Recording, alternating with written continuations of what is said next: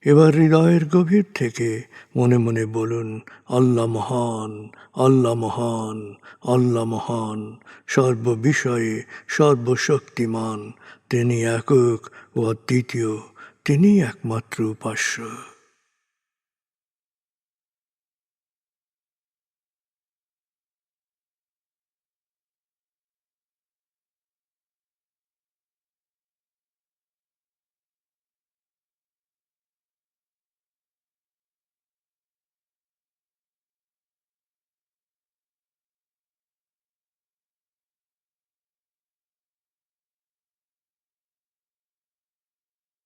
হৃদয়ের গভীর থেকে প্রার্থনা করুন, হে আল্লাহ, তুমি আমাদেরকে বিশ্বাসী, সৎকর্মশীল, সংঘবদ্ধ মানুষ হিসেবে কোয়ান্টাম ফাউন্ডেশনে একাত্ম করেছ। হে আল্লাহ, কোয়ান্টাম ফাউন্ডেশনকে এ যুগের আলোকবর্তিকা হিসেবে, সহস্রাব্দের বাতিঘর হিসেবে কবুল করো। কোয়ান্টাম ঘরে ঘরে, মেডিটেশন ঘরে ঘরে, এ অনুরণন সার্থক করো।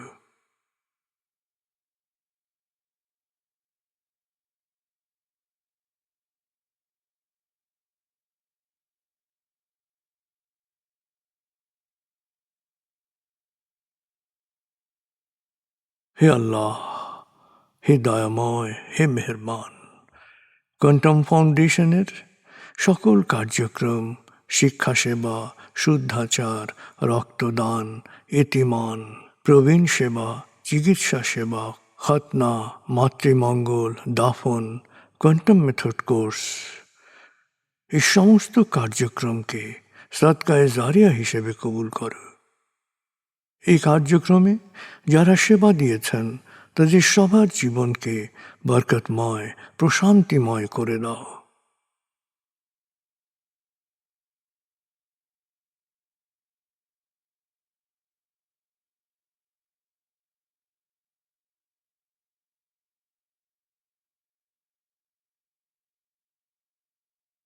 হে আল্লাহ, গত ৩০ বছর ধরে ফাউন্ডেশনের কাজগুলোকে গতিশীল রাখার জন্যে যারা নিয়মিত দান করেছেন, যারা এককালীন দান করেছেন, যারা জাকাত দিয়েছেন, যারা স্থাবর অস্থাবর সম্পত্তি দান করেছেন, তাদের সবার দানকে তুমি সৎ দান হিসেবে কবুল করো, সদকায়ে জারিয়া হিসেবে কবুল করো।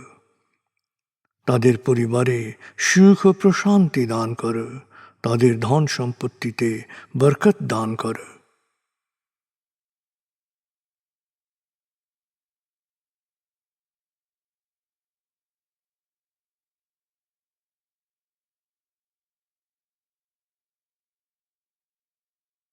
এবার দেশের জন্য দোয়া করুন, হে আল্লাহ, দেশের প্রতিটি মানুষ যেন প্রজ্ঞাপূর্ণ সিদ্ধান্ত নিয়ে নিজের কাজ সবচেয়ে ভালোভাবে করতে পারে, সবাইকে সে তৌফিক দাও। হে আল্লাহ, তুমি আমাদের তোমার বিশেষ অনুগ্রহ ভাজন জাতিতে পরিণত করেছ, অফুরন্ত অনুগ্রহ সম্পদ দিয়েছ, বিশ্বকে বিভিন্ন ক্ষেত্রে নেতৃত্ব দেওয়ার মতো মেধা ও মস্তিষ্ক দিয়েছ। আমরা যেন ভালো মানুষ, ভালো দেশে রূপান্তরিত হতে পারি, আমাদের সেই তৌফিক দাও।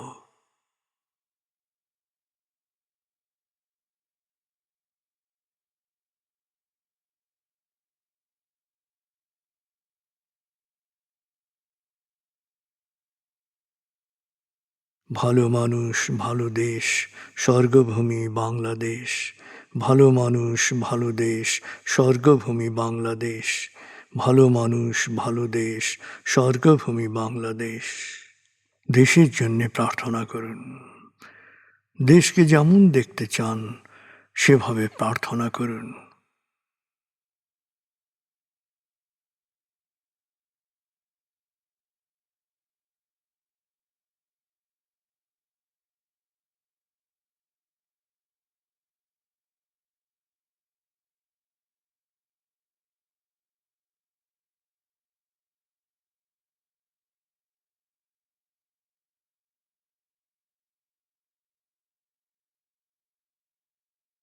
হে আল্লাহ,